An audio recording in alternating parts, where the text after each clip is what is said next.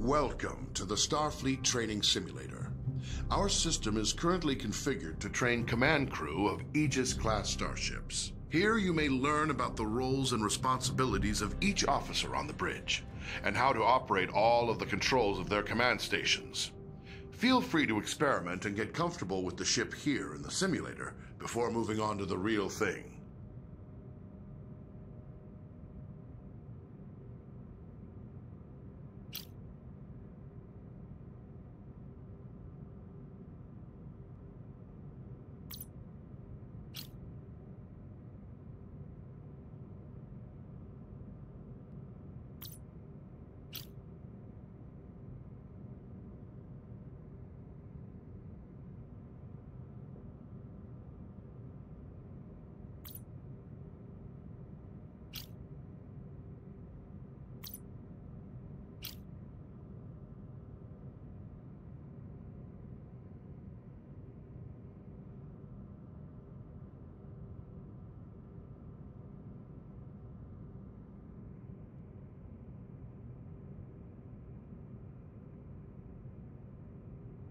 Aye, Captain. Balancing power allocation.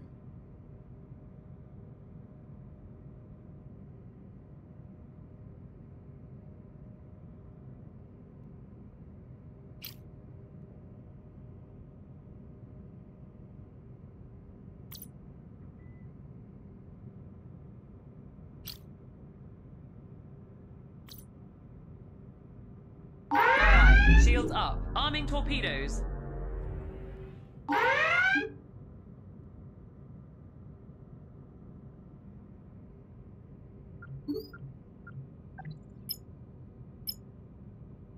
Plotting course.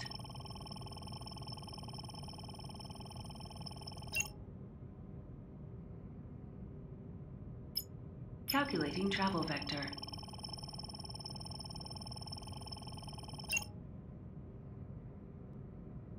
As helmsman, you are the ship's navigator, responsible for maneuvering the ship and navigating within and between star systems. Your crew depends on you to get the ship wherever needed, to avoid collisions with hazards in space, and to maneuver for tactical advantage in combat situations.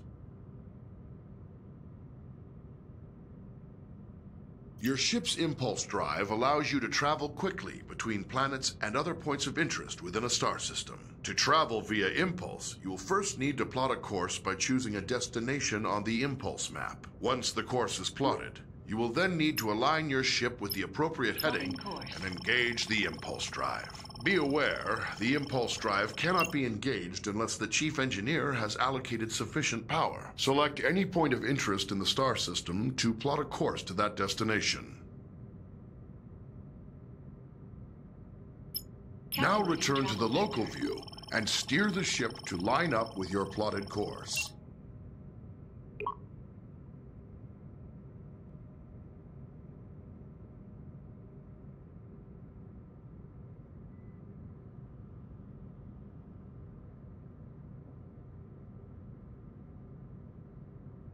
Grab and push your throttle to engage the impulse drive. The ship's computer will automatically follow the course you plotted.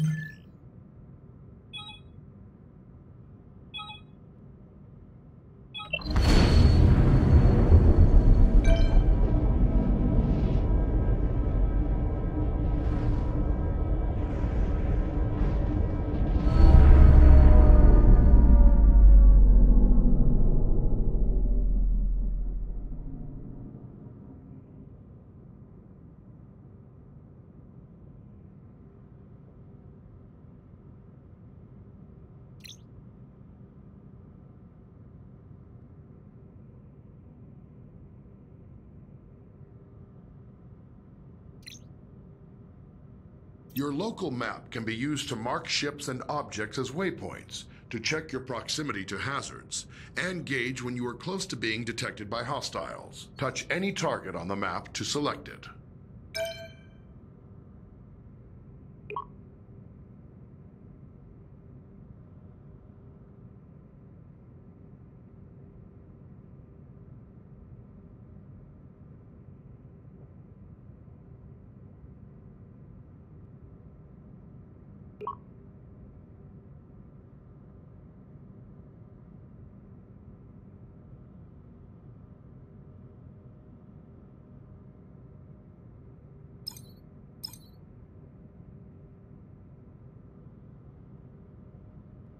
Your basic maneuvering controls allow you to give the ship forward or reverse thrust, to steer the ship to port or starboard, and to move the ship up or down on its vertical axis. The amount of thrust you can give depends on the amount of power your chief engineer allocates to engines. The more power your engines have, the more responsive the ship will be. Maneuvering controls are only available when your local map view is active.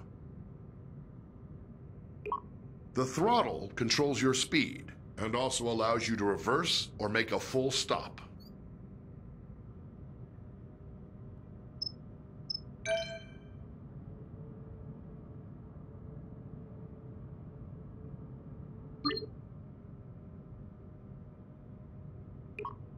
Your ship's impulse drive allows you to travel quickly between planets and other points of interest within a star system. To travel via impulse, you will first need to plot a course by choosing a destination on the impulse map. Once the course is plotted, you will then need to align. The ship's warp drive can distort space around the ship to propel it faster than light across the vast distances between star systems. The tremendous amount of energy needed for warp travel will require you to coordinate closely with the chief engineer. To travel by warp, it is your responsibility to plot a course by selecting a star system on your warp map. When the course is plotted, you will need to align the ship with the proper heading. Before you can enter warp, your chief engineer will have to prepare the ship and charge the warp coils. Select a star system to plot a course to it. Now return to the local view and steer the ship to line up with your plotted course.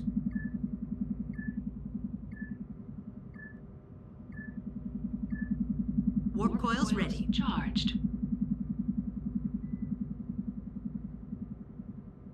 Push your throttle to engage the warp drive. The warp coils can only remain charged for a limited time. The chief engineer will need to prepare the ship for warp again.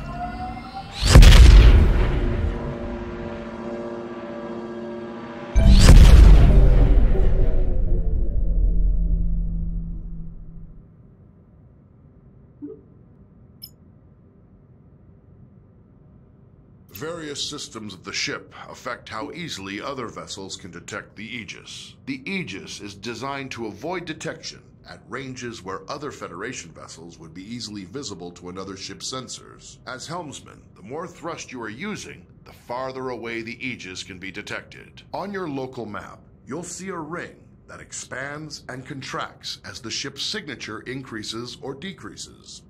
When other ships come within that ring, they will detect the Aegis.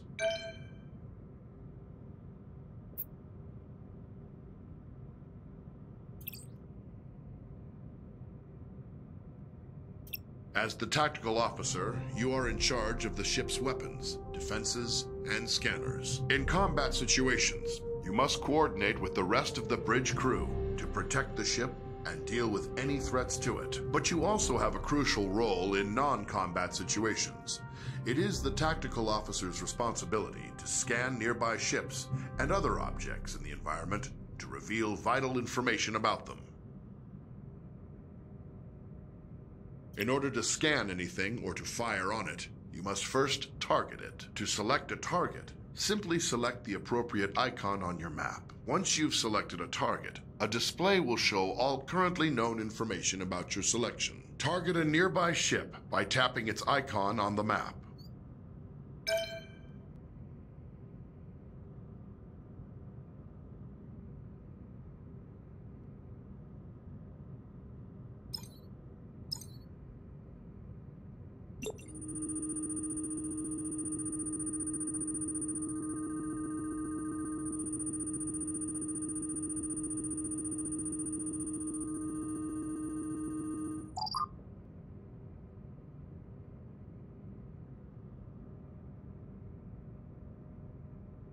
You will often need to scan a target to learn more about it, or to locate people or objects of interest in another vessel. Some objects are scanned with a simple, general scanning action.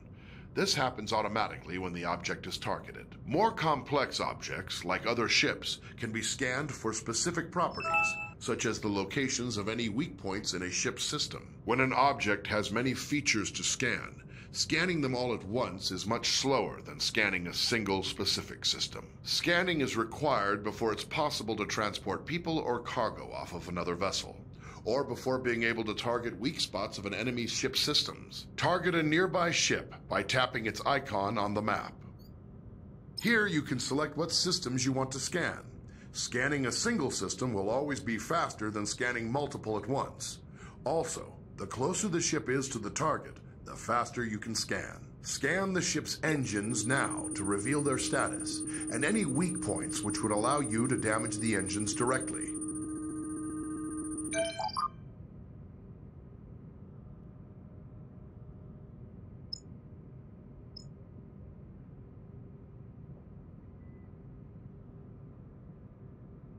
As tactical officer, you have control over raising and lowering the ship's shields. When raised, the shields will charge up to maximum strength over time. They are your best defense against damage to the ship. When shields are lowered or down to 0 strength, any damage to the ship may cause serious harm to onboard systems, or even loss of life to your crew. When shields are raised, the chief engineer can direct power to them to increase their effectiveness. Raise the shields now. There is a delay while power is channeled into the shield emitters before the shields come online. In a combat situation, remember that you need to raise shields before the enemy fires.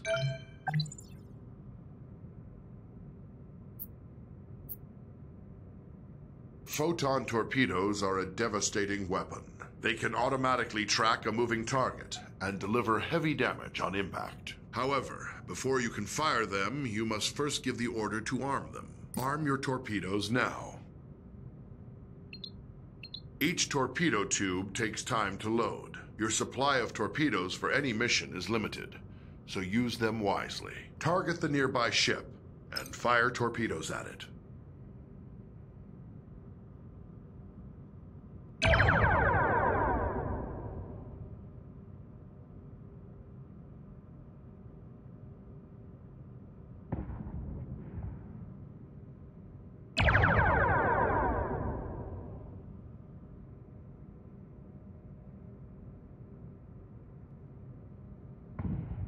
Phasers are a versatile energy weapon. They continually charge over time, and when fully charged, your phaser banks hold enough energy to fire multiple shots at your target. Phaser banks automatically track your target, but only if it is within the indicated firing arc and within the current range of your weapons. The effective range and damage of your phasers is controlled by the amount of energy the chief engineer allocates to them. Target the nearby ship and fire phasers at it.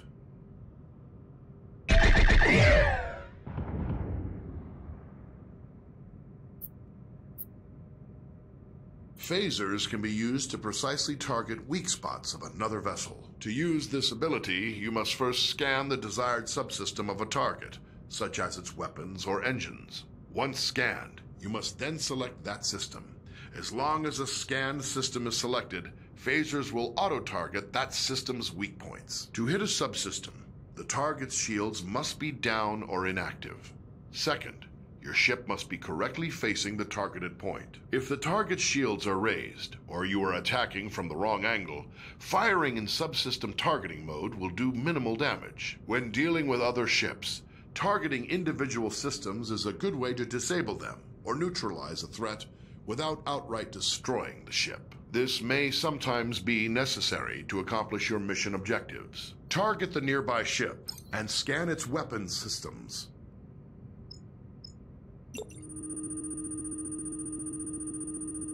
Now select the ship's weapon systems to lock on to their weak points. Your phasers are now in subsystem targeting mode. Fire them for a precision attack. Until the target's shields are down, you will not be able to hit the targeted system.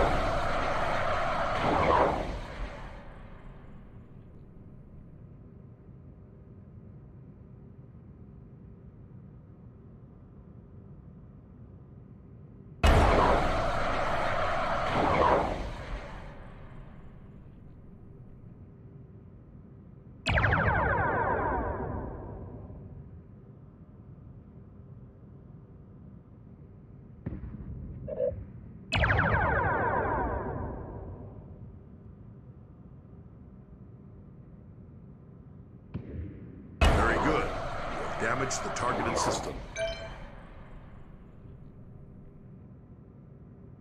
Various systems of the ship affect how easily other vessels can detect the Aegis. The Aegis is designed to avoid detection at ranges where other Federation vessels would be easily visible to another ship's sensors. As tactical officer, arming torpedoes, firing weapons, and activating shields will each make the ship detectable from greater distances. To reduce the ship's signature, disarm torpedoes and lower shields now.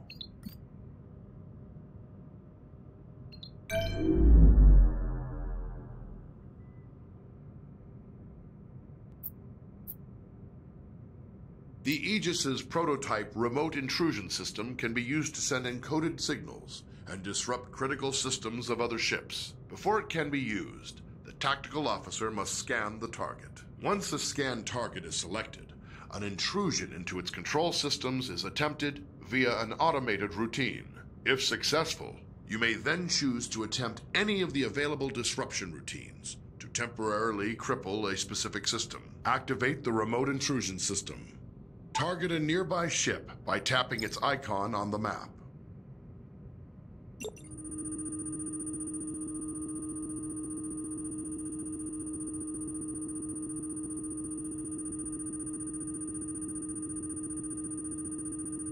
Select a scan target. Choose a disruption routine to inject into the target systems.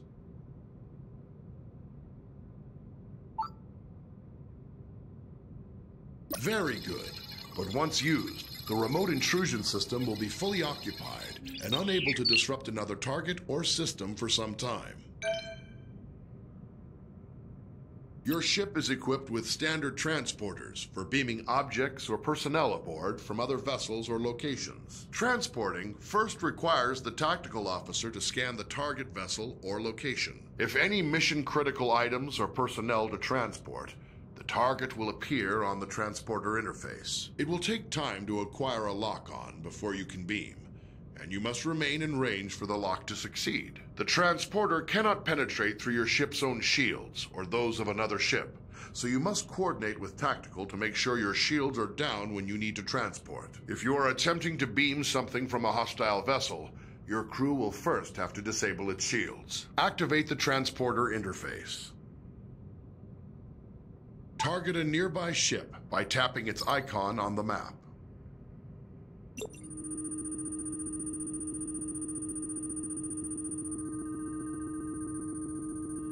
Select the damaged ship from the list of targets. Lock on to the survivors aboard the ship to prepare for transport. To lock on, your ship must be in transport range and unshielded. The target's shield, if any, must also be down.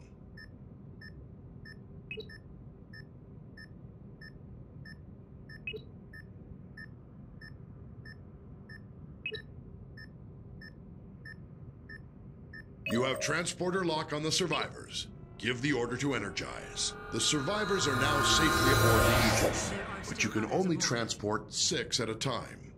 Anytime there are more than 6 targets to transport from a single vessel, you will need to perform multiple transport cycles.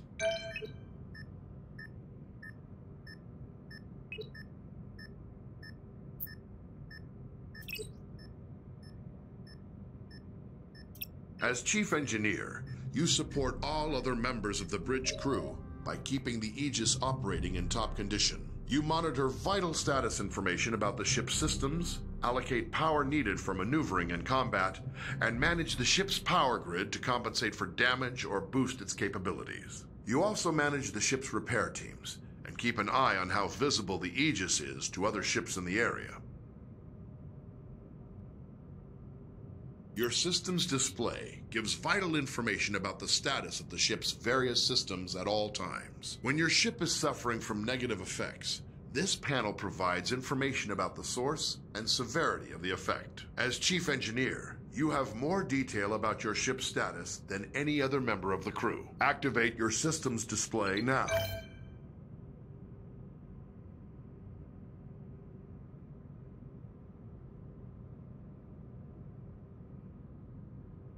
How you allocate power determines how effective each of those systems is. As situations change, you'll need to communicate with the rest of the crew to keep them supplied with power and to anticipate when to make critical adjustments. One of your most essential responsibilities as Chief Engineer is to distribute available power between each of the ship's major systems. Try giving maximum power to engines now. Now try giving maximum power to shields. You will have to reduce power to other systems first.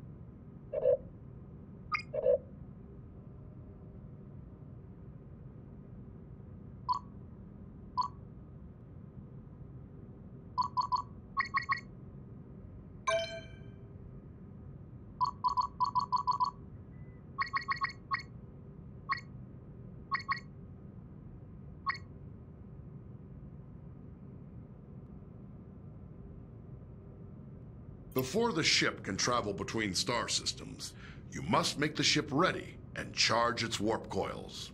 This draws a tremendous amount of power, and you will be unable to make any further changes to power allocation or routing while prepping for warp. Begin preparing for warp now. Charge the warp coils. The helmsman will have a limited time to engage the warp drive, or the coils will automatically discharge to prevent damage to the ship. Warp coils charged.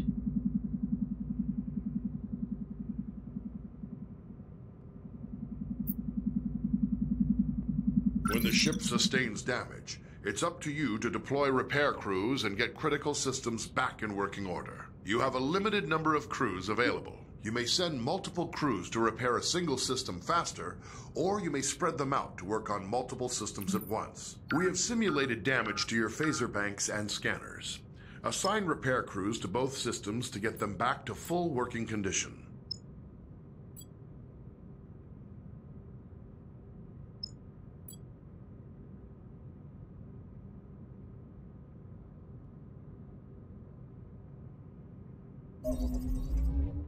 Sensor array restored. Phaser array restored.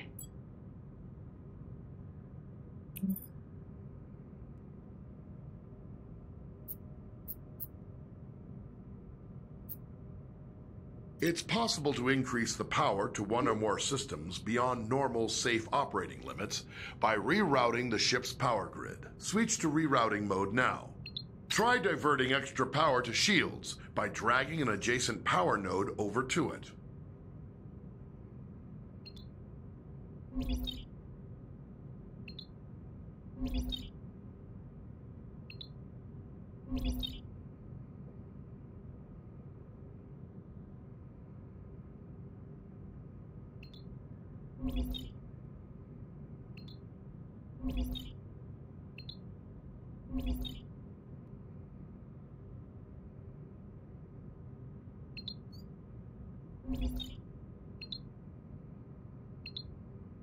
You have increased maximum shield strength by drawing some power from other systems.